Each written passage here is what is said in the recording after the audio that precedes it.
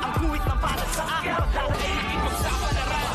sa mga katatan ang pinagulat kaya naman check na saga.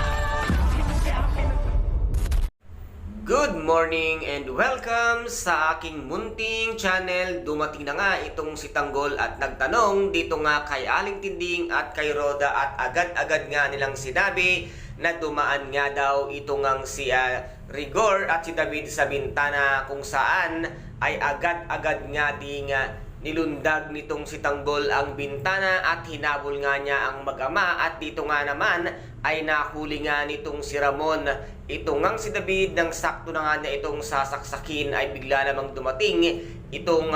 si Rigor kung kaya't nabaril niya nga itong si Ramon kaya malala ang tama nito at sakto namang titirahin pa sanang ulit nitong ngang si Rigor itong si Ramon ay biglang dumating naman itong si Tanggol na pinagbabaril na nga niya itong ngang si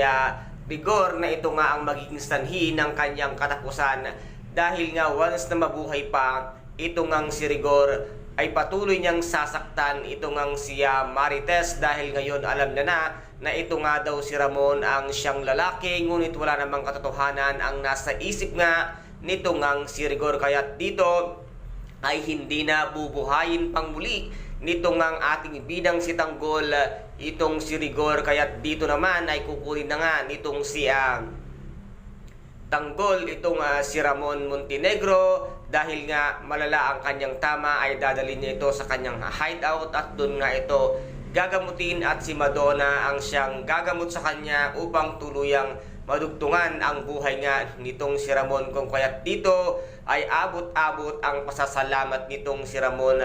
kay Tanggol at nagulat nga siya nang bigla niyang makita ang mukha nga ni Tanggol ay tuwang-tuwa siya at parang napakasaya niya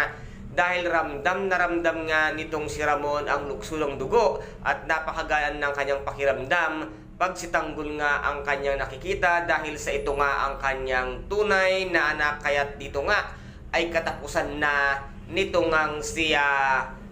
Rigor dahil mismong si Tanggol ang tatapos sa kanya kaya guys ito po ang ating pakaaabangan sa mga susunod na episode dito nga sa FPJ ang Batang Quiapo at kung nagustuhan po ninyo ang aking videos for today paki-subscribe na lamang po ng aking channel, paki-like and share para maging update kayo sa lahat ng gagawin kong videos. Maraming salamat po. Ingat, God bless and